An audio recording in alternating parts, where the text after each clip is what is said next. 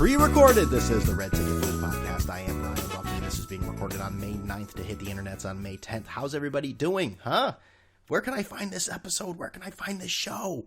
On iTunes, TuneIn Radio, Stitcher, YouTube. So if you're just stumbling upon this, and for Android users, Google Play. And, I tweet about it, among other things, and hot takes and nonsense, at BrianBuck13 and at Red Ticket Blues. So I hope everyone enjoyed their weekend, because two major things happened. Well, there are a few major things, but let's get to two first. This large, fiery ball in the sky was actually visible to the northeast, and that being the sun. If you didn't get that, you're an idiot. But we were able to see it after a week of just, I felt like Mr. Burns took the sun away again. I didn't know what the hell to do, but it came out. And on Sunday, it was Mother's Day. So happy Mother's Day to all the mothers out there. It's belated by the time you're listening to this, obviously. And happy Mother's Day to my mother, who I saw. And she deserves it. Because, I was just a miserable little brat as a kid. I mean, I wasn't terrible, but there were many times. And it actually, let's be honest, it continues to this day. Everything's about me, if you haven't noticed, if you haven't listened to the podcast before. And I could be a little bitch sometimes, and especially growing up. If I didn't get my way, I was bitching and moaning and about making a scene. I wasn't a drama queen, but definitely a smart ass who probably took it too far. My mother's the same person who would get calls from school, like the time that gym teacher bent down to tie his shoe, and well, I lifted my leg as if I was farting on his face, and then waved the smell away, and I got a call about that. I did everything in high school, like just enough to get like really suspended or in trouble. Just dumb shit like that. I got so many detentions. My basketball coach had to tell me, "You're not going to be able to play basketball anymore if you don't stop getting detentions." And these were like detentions for study hall and gym. Yeah, that gym class, boy, we man. Few of my friends, I mean, we just ruined these gym teachers' lives. It was just so terrible. I guess, is there a statute of limitation? You know what? I'll leave that story for another time. I remember one kid, actually. What is this? Like, nostalgia of Brian's high school? What's going on? But I have to tell this story. I remember this one time in gym class, this one kid kept jumping up and grabbing the rim and hanging on it, and the gym teacher said, "Stop it." And he said something along the lines of, "Fuck you." And he said, "If you grab that rim one more time, I'm getting the principal." So he actually pulled down his pants, exposed his ass, and grabbed the rim and hung on it and swung from side to side. The principal came in and said, "You're coming with me." He said, "Fuck you, I'm not going anywhere." And he just sort of walked around the entire basketball court as the principal walked behind him saying, "Come on, let's go." No, fuck you. So I don't know. I don't know if anyone found that funny at all, but I still remember that, but well, you should. It was only a few years ago. Anyways, while people were studying to go to their big school, getting ready for their big freshman year, I was buying mice and letting them go. And this wasn't, letting them go in school and seeing everyone go crazy. I was a senior in high school here. I should have been a little more mature. And college, well, that kicked my ass too. So anyways, thank you, Mom, for raising me to be a great person. And wow, I even got my own podcast out of it. So, I mean, obviously you've done a lot of great things. Anyways, how's everybody doing? Huh? We got a second straight week of Yankees Red Sox on Sunday night. The Yankees fared, because, the entire country's obsessed with the Yankees and Red Sox. That's how clueless ESPN is. Two teams that are not in first place. Red Sox look a little better than Yankees, obviously. But Yankees able to take 2 out of 3. But again, what I don't understand about the New York Yankees is why they don't pitch inside to Dave Ortiz. Why don't they pitch inside? This guy murders them. And he just laughs about it. At least, Torre had an excuse when he'd say, "Well, what are we going to do? We're going to throw inside. We're going to walk him. We're going to hit him." You got Manny Ramirez right behind him. Girardi, he doesn't have that.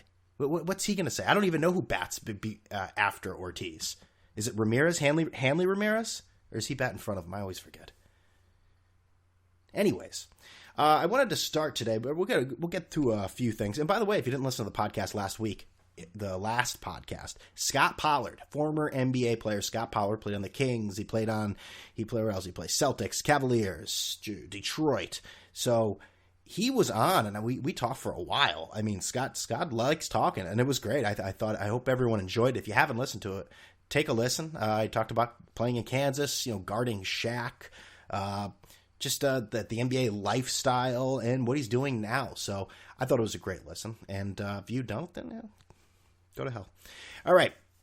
So the one thing I want to get into is something that I really don't want to get into, but it continues to stay with us, and that is Penn State and the Joe Paterno, Jerry Sandusky, I was going to say legacy. Well, it's just say legacy. It's been stained, obviously, when you rape children, that sort of happens.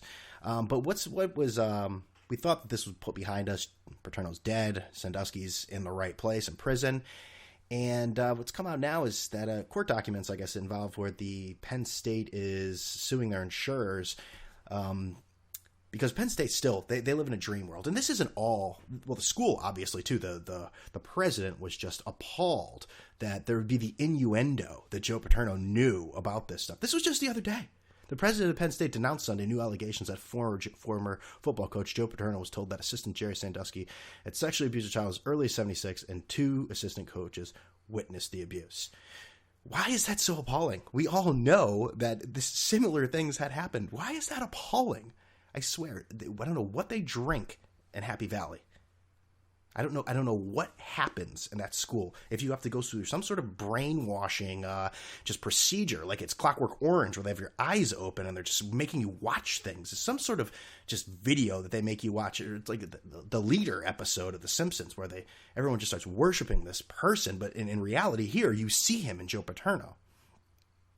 So he knew about this stuff going back to 1976, and then there's another story reported by SI, Sports Illustrated, for those... I don't even know why I said that, but saying in 1971. 1971! Do you know how long ago that is? My God! 1971, an accuser of Jerry Sandusky. Now, this accuser was involved in the lawsuit, too. That was the payout, excuse me. And he alleged that he told Jerry Sandusky, he told Joe Paterno and others involved in Joe Paterno, said, "What's your angle? What do you want? Money?" Basically denouncing that this would even happen. Now, what I don't understand personally is Joe Paterno obviously has a long legacy of winning football games. And we know Jerry Sandusky, this monster, this scum of the earth who would adopt children for the sole reason of molesting them. I mean, he's an evil human being, just a scum of the earth. Evil, deceitful, disgusting person. He was a pretty good defensive coach. I mean, it was linebacker you. Here's the thing. How many fucking football coaches are there in the world? And why did Joe Paterno, why would you want to risk your legacy to hold on to this, to one day that this would come out? Because even if you think, well, my time on earth here, I'm 85, I've made it by now, I'm good. You think that shit's not going to come out at some point anyways? Even when you're dead, that's what you're remembered by? I mean, why would you even put yourself in that position? Why wouldn't you just, as soon as you heard about it, say, "That's sick, I'm calling the police, you're fucking fired, get out"? Like, is that really that big of a stain to the Penn State brand if you made some sort of immediate dismissal of a child molester? I guess Joe Paterno thought so. If he thought that even him dismissing him, and I don't mean to put words in Joe Paterno's mouth, well, maybe I do. Because he's a fucking terrible person as well. I don't care which way the Penn State cults want to spin it. I remember one time, and if I've told this story on the podcast before, I apologize. Friend of a friend, we were going to a Yankee game, and a friend of a friend of a friend of a friend of a friend, I think it was. We're sitting there shooting it, and the two of them went to Penn State. The two friends of the friend. Who cares? 2 of the guys went to Penn State, and one of them was cool. He said, "Yeah, man, it's crazy what we're associated with now." And one of them was so angry at me on that train ride to Yankee Stadium. So, how can you say that? You weren't there. Joe didn't know. How the fuck why are you defending this old man who is obviously guilty of hiding pedophilia? What is wrong with you? And these people still, because they took down the Paterno statue. Now they want to put it back up. It's sitting there in this warehouse, probably draped in velvet in a box, like the Holy Grail in Indiana Jones, to bring it back out. I bet you there's some sort of black market like fucking thing where you can take your son and everything, and you can no questions. Well, you got to pay probably a king's ransom to do it, but you get to go and you get to go in and look at the statue. Look, there it is, son. You see that? That's a football coach. Yeah. Don't believe the other stuff he did. Well, why shouldn't I believe? Because you shouldn't. And we don't do that here. We're Nittany Lions, damn it. Oh God. I thought we were done with that case, but apparently not. It's just, I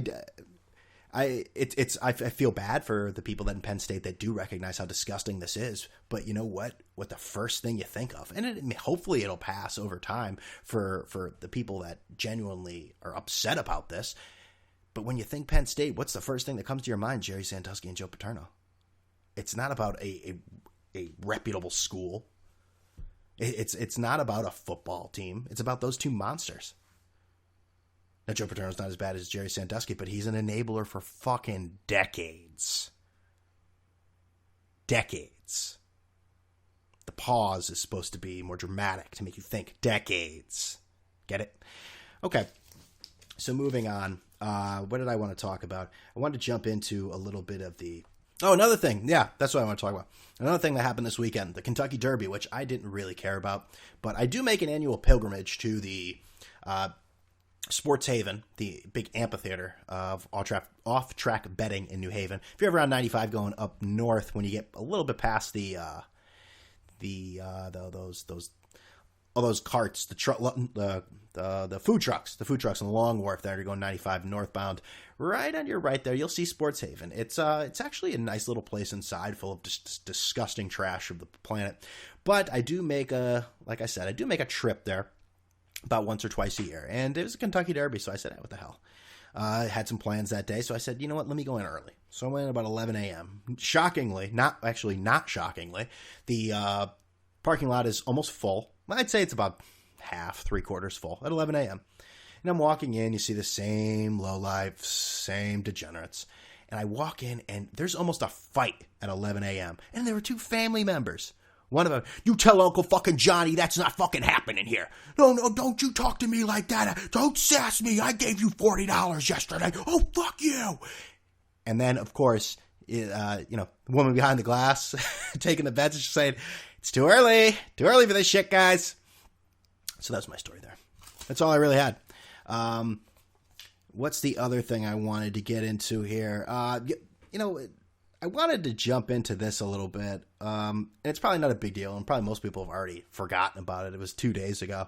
But the Major League Baseball, and obviously I'm biased to this. My wife is from Puerto Rico, and we all know the issues going on there financially. But what happened was Major League Baseball decided to, I guess they have a series.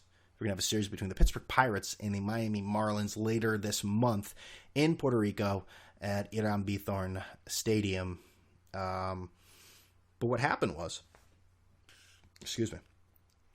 they decided to cancel it. And that is because of the Zika outbreak in Puerto Rico. Now, what happened was, I was ready to, of course, when something happens like this, what do you want to do? You go to the top and you bitch and moan. I was going to say, fucking Rob Manfred. Really, man? Really?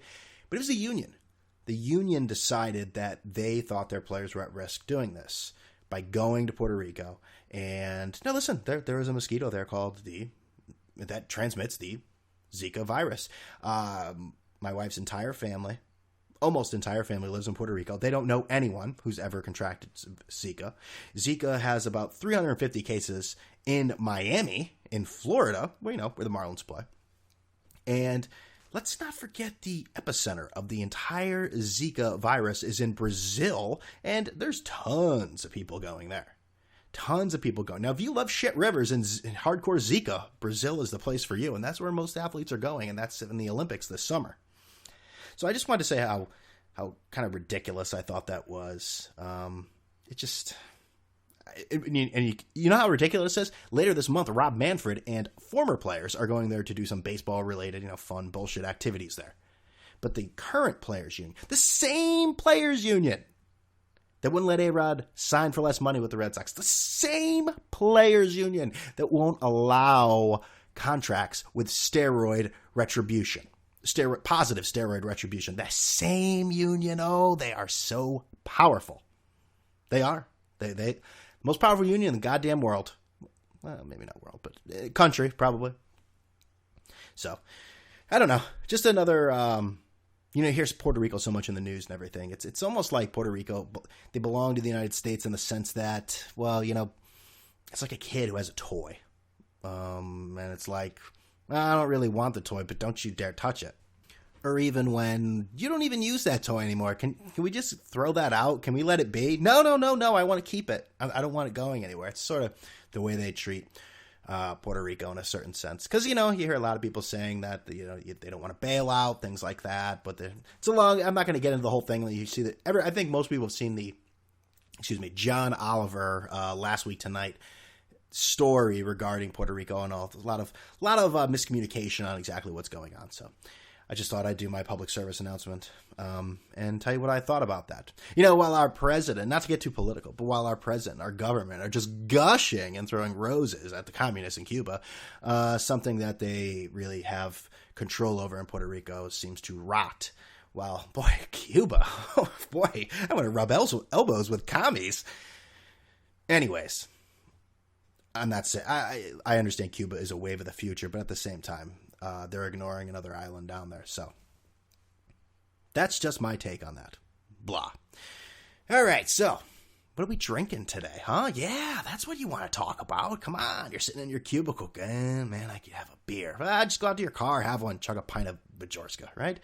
All right. So you sick fuck. All right. So I'm drinking here Thomas Hooker Brewery. This is a Connecticut brewery. And Bloomfield, and this is the Hop Meadow IPA, and it's pretty good. It is. I definitely recommend this. This is a blend of Cascade, Centennial, and Zinthos hops give, never heard of any of those. This beer has citrus nose and crisp, piney finish. Balanced but complex, this beer is truly a refreshing IPA. Now, I think I had a Thomas Hooker brewery, a Thomas Hooker beer once before, and I wasn't that impressed. But this, I'd give this out of 5. Let's have it. I definitely give that about 3.75 or close to 4. I don't want to give it a total 4, but 3.75 I'd give it. Thomas Hooker did something. That was a school. I'm originally from Meriden, Connecticut, and there was a school named after Thomas Hooker. Now, I say that, he did something. Brian, what have you contributed? Thomas Hooker, I think he's some sort of Revolutionary War hero, and I remember... God, again, going back, if anyone gives flying whatever about my childhood, I remember people that would make the honor roll. You see honor roll shit, and they give the bumper stickers to parents, and they proudly display them on their bumper. And I remember the Hooker one said, "My son or daughter," whatever, you get it for the respective one, is a Hooker kid or a Hooker student. So I think if I had a daughter, I would never want to put my daughter is a Hooker student. Who says that? Yeah, she's a flaming prostitute in middle school. Jesus Christ. It wasn't even middle school, it was elementary school. But still, you're getting pervert. I don't know what it is about today's day and age. I think everyone's a pervert. Maybe it's not even seeing stuff like Jerry Sandusky. I think it's there's too much TV now, and you see too many people arrested for this shit. Were there more perverts were there the same amount of perverts in 1950? I think everyone's a pervert. Now I'm looking up who Thomas Hooker is because I know everyone is on pins and needles. He was a prominent Puritan colonial leader who founded the colony of Connecticut. Maybe you should know that. After dissenting with Puritan leaders in Massachusetts. So it was a religious war. He said, "Screw you, Massachusetts. I'm going to start Connecticut." And here we are. He was born in England, died in Hartford. Oh boy, how about that? All right, so what was the other thing I wanted to get into today? This is going to be a short podcast. What was the other thing I wanted to get into? ESPN still doing. They're still doing some cleaning.